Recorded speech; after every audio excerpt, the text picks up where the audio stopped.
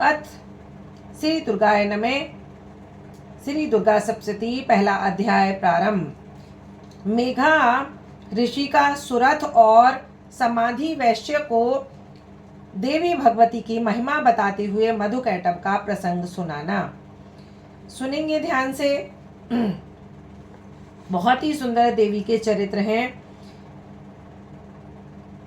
जय माता दी।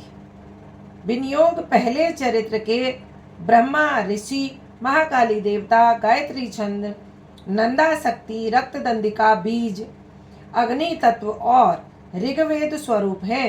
श्री महाकाली देवता की प्रसन्नता के लिए पहले चरित्र के रूप में विनियोग कहा जाता है। ध्यान भगवान विष्णु के तो जाने पर मधु और कैटभ को मारने के लिए कमल से पैदा होने वाले ब्रह्मा जी ने जिनकी स्तुति की थी, उस महाकाली देवी का मैं सेवन करता हूँ। मैं अपनी 10 भुजाओं से खड्ग, चक्र, गदा, बांग, धनुष, परिधि, शूल, भुसुंडी, मस्तक और शंख धारण किए हुए हैं। उनके 3 नेत्र हैं। वे अपने तमाम अंगों में आभूषण धारण किए हुए हैं। उनके शरीर की चमक नीलमणि के समान है और वे 10 मुख और 10 पैरों वाली हैं।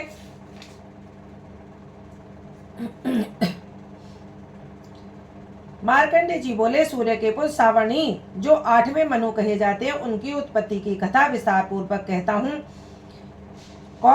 हे कौष्टुकी, सो सुनो। सूर्यपुत्र महाभाग सावर्णी भगवती महामाया के अनुग्रह से जिस प्रकार मनवंतर के स्वामी हुए, वही प्रसंग सुनाता हूँ। पूर्व काल की बात है। स्वारोचिस मनवंतर में सुरथ नाम के एक राजा थे जो चैत्र वंश में उत्पन्न हुए। समस्त भूमंडल पर उनका अधिकार था। वे प्रजा का अपने औरस पुत्रों की भांति धर्मपूर्वक पालन करते थे। फिर भी उस समय कोला नगरी का नाश करने वाले क्षत्रिय उनके शत्रु हो गए।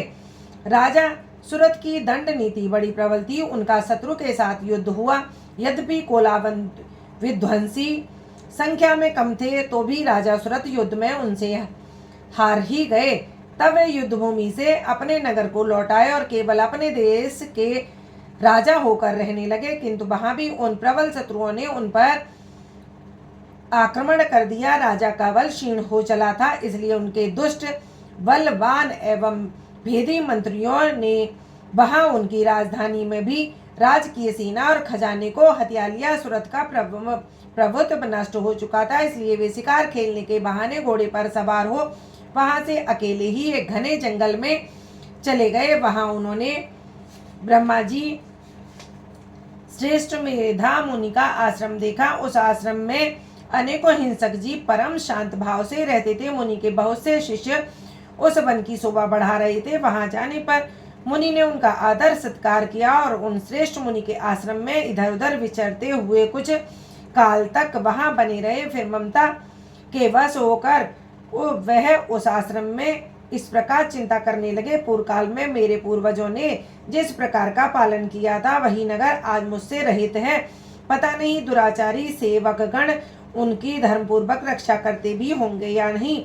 जो सदा मत की वर्षा करता था और अति बलवान था, वह मेरा प्रधान हाथी अब शत्रुओं के अधीन होकर न जाने किन भोगों को भोगता होगा। जो लोग मेरी कृपा, धन और भोजन पाने से सदा मेरे पीछे चलते थे, निश्चय ही अब दूसरे राजाओं का अनुसरण करते होंगे। व्यर्थ खर्च करने वाले उन लोगों को के द्वारा अत्यंत कष्ट से जमा किया हुआ मेरा वह खजाना खाली हो चुका होगा। ये तथा और भी कई बातें राजा सुरथ लगातार सोचते थे। एक दिन उन्होंने वहां विप्रवर मेधा के आश्रम के निकट एक वैश्य को देखा और उससे पूछा, हे सज्जन, तुम कौन हो? यहाँ तुम क्यों शोकाग्रस्त उदग्नि दिखाई दे रहे हो? राजा सुरथ का ये वह प्रेम पूर्वक कहा हुआ वचन सुनकर वैसे ने विनीत भाव से उन्हें प्रणाम करके कहा। वैसे बोला, राजन, मैं धनिकों के कुल में उत्पन्न एक वैश्य हूँ। मेरा नाम समाधि है। मेरे दुष्ट स्त्री पुरुषों ने धन के लालच में आकर मुझे घर से बाहर निकाल दिया है तथा इस समय धन, स्त्री और पुरुष से वंचित हूँ। विश्वसनीय बंधु बांधवों ने मेरी ही संपत्ति छीनकर मुझे निकाल दिया है। इसलिए दुखी हो मैं यहाँ चला आया हूँ। यहाँ रहकर मैं इस बात को नहीं जानता कि मेरे पुत्रों की स्त्रियों और आत्मियों की कुशल है या नहीं। इस समय घर में वे कुशलता से रहते हैं अथवा अकुशल से। वे मेरे पुत्र कैसे हैं?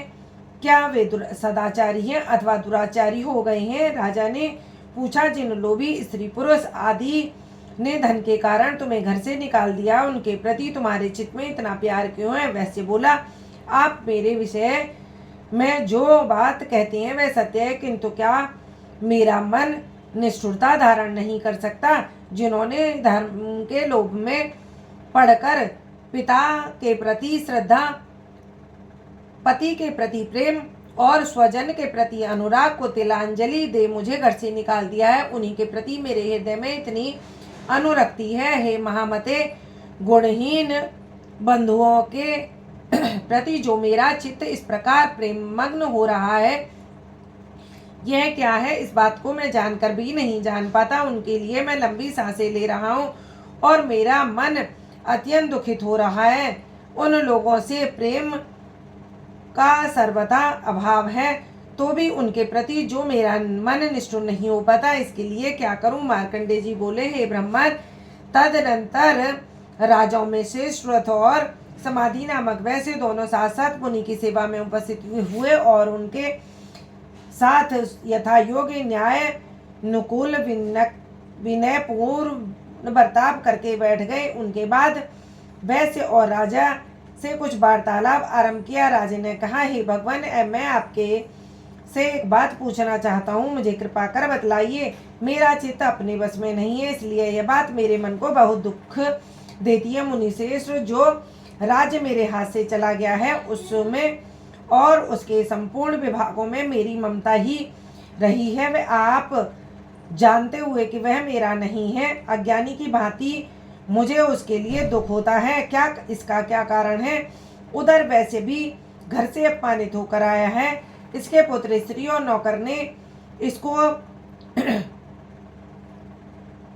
छोड़ दिया है, आत्मीय जनों ने इसका परित्याग कर दिया है, तो भी इसके हृदय में उनके प्रति अत्यंत स्नेह है। इस प्रकार यह तथा मैं दोनों ही बहुत दुखी हैं, जिनमें प्रत्यक्ष रूप देखा गया है उस विषय के लिए भी हमारे मन में ममता के कारण आकर्षण पैदा हो रहा है। हे महामाये, हम दोनों समझदार हैं, तो भी हम में जो मोह पैदा हुआ है यह क्या है? विवेक शून्य पुरुष की भांति मुझ में और उसमें भी मूढ़ता स्पष्ट दिखाई देती है। ऋषि बोले, महाभाग, जब जीवों को विषय गोचर होने का ज्ञान है, और हे महाभाग, विषय भी सबके लिए अलग अलग है। कुछ प्राणी दिन में नहीं देखते तथा कुछ जीव ऐसे हैं जो रात्रि में बराबर ही देखते हैं। यह ठीक है कि मनुष्य समझदार है, किंतु केवल ये ही ऐसे नहीं होते। पशु पक्षी आदि भी समस्त प्राणियों में बुद्धि होती है। मनुष्यों का ज्ञान भी वैसा ही होता है जैसा उन मृगों और पक्षियों का होता है, तथा जैसा मनुष्यों का होता है वैसा ही मृग आदि का होता है। यह तथा अन्य बातें भी प्राय दोनों में समान ही है।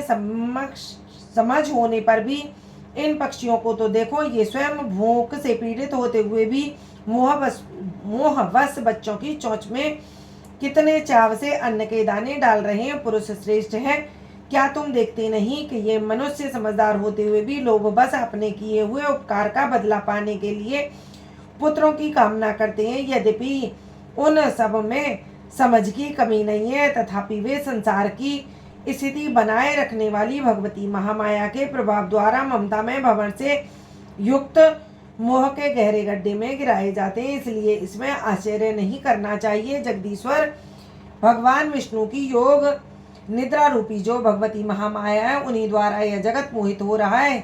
वे भगवती महाया देवी की ज्ञानियों के भी चित्त को बलपूर्वक खींचकर मोहग्रस्त कर देती हैं। वे ही इस सारे चराचर जगत की सृष्टि करती हैं तथा वे ही प्रसन्न होने पर मनुष्य को मुक्ति के लिए वरदान देती हैं।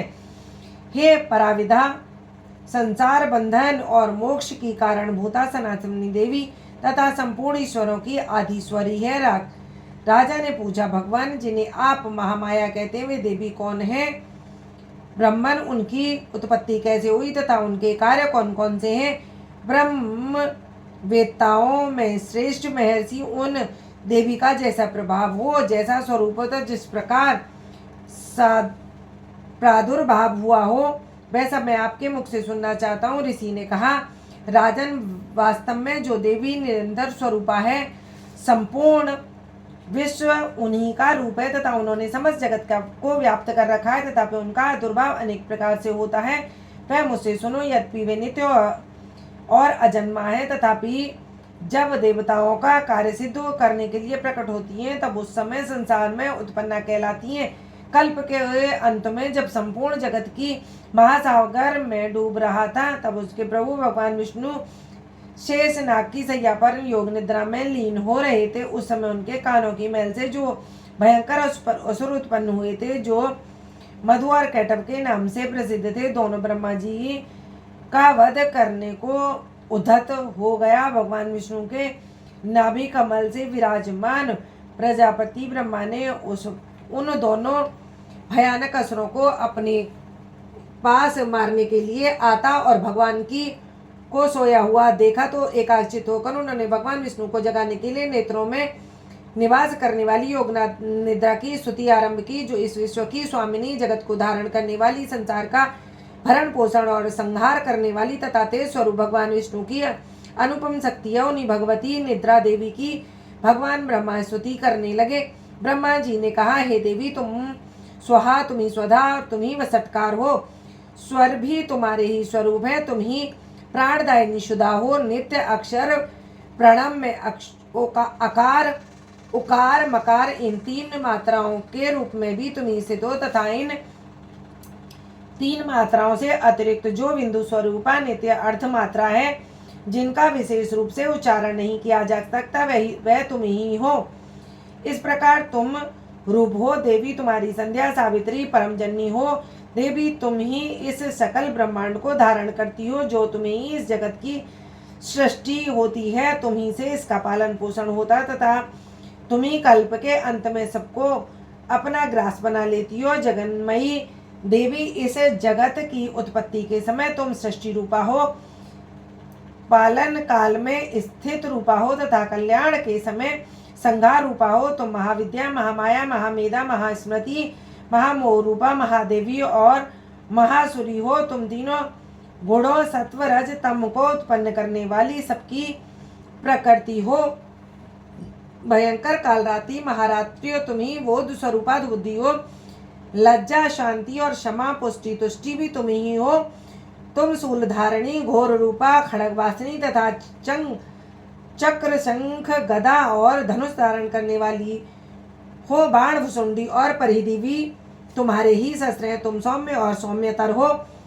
जितने भी सौम्य एवं सुंदर पदार्थ हैं, उन सबकी अपेक्षा तुम अत्यंत सुंदरी हो। पर और अपर, सबसे परे रहने वाली परमेश्वरी शक्ति तुम ही हो।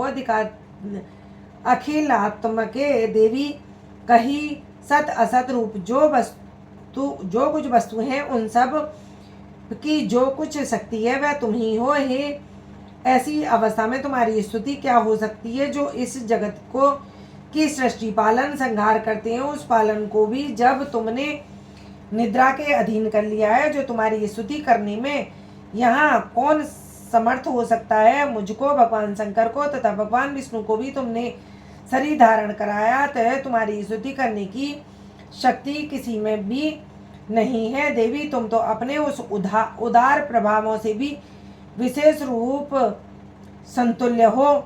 ये जो दोनों दुर्लभ असुर और मधुकैटभ हैं, इनके मुंह में डाल दो। जगदीश्वरी, महान विष्णु को शीघ्र जगा दो, साथ ही उनके भीतर उन दोनों महान असुरों को मार गिराने की वृद्धि उत्पन्न कर दो। ऋषि बोले, हे राजन, जब ब्रह्मा जी ने वहां मधु और कैटभ को मारने के उद्देश्य भगवान विष्णु को जगाने के लिए तमोगुण की अधिष्ठात्री देवी योग निद्रा की इस प्रकार स्तुति की, तब से भगवान नेत्र, नासिका, बाहु, हृदय और स्थावत के रूप कर अभीष्ट जन्म वाले ब्रह्मा जी की स्तुति सृष्टि के समीप खड़ी हो गई। योग निद्रा से मुक्त होने पर जगत के स्वामी जनार्दन उस एकारणम के जल में शेषनाग की सैया से जाग उठे। फिर उन्होंने उन दोनों असुरों को देखा। वे दुष्ट आत्मा मधु और कैटव अत्यंत बलवान तथा पराक्रमी थे। दोनों ने लाल लाल आंखें किए ब्रह्मा जी को खा जाने जैसा चाहते थे। तब भगवान श्री हरि ने उठकर उन दोनों के साथ 5000 वर्षों तक केवल युद्ध किया। वे दोनों भी अत्यंत बल के कारण मनोन्मत्त हो रहे थे। इधर माया ने भी उनके मोह में डाल रखा था। इसलिए वे भगवान विष्णु से कहने लगे कि हम तुम्हारी वीरता से प्रसन्न हैं। तुम हम लोगों से वर की कामना रखते हो। श्री भगवान बोले, यदि तुम दोनों मुझ पर प्रसन्न हो तो अब मेरे हाथ से मारे जाओ। बस इतना सा ही मैंने वर मांगा है, यहाँ दूसरे किसी वर से क्या लाभ है। ऋषि ने कहा। इस प्रकार धोखे में आ जाने पर उन्होंने संपूर्ण जगत में जल ही जल देखा। तब कमल नेत्र भगवान विष्णु ने कहा, जहाँ पृथ्वी जल में डूबी न हो वहीं हमारा वध करो। ऋषि बोले, तब तथास्तु कहकर शंख चक्र और गदा धारण करने वाले भगवान ने उन दोनों के मस्तक को अपनी जंघा पर रखकर चक्र से काट डाले। इस प्रकार वे देवी महामाया ब्रह्मा जी की स्तुति करने पर स्वयं प्रकट हुई। अब आगे तुमसे उनके प्रभाव का वर्णन करूंगा, सुनो। इति मधु कैटव कल्याण, पहला अध्याय संपूर्णम। बोलो जयकारा मेरी चाल का माई का, बोले सच्चे दरबार की जय। जय माता दी माई मेरी सचिया जूता वाली माता तेरी सदाई जय।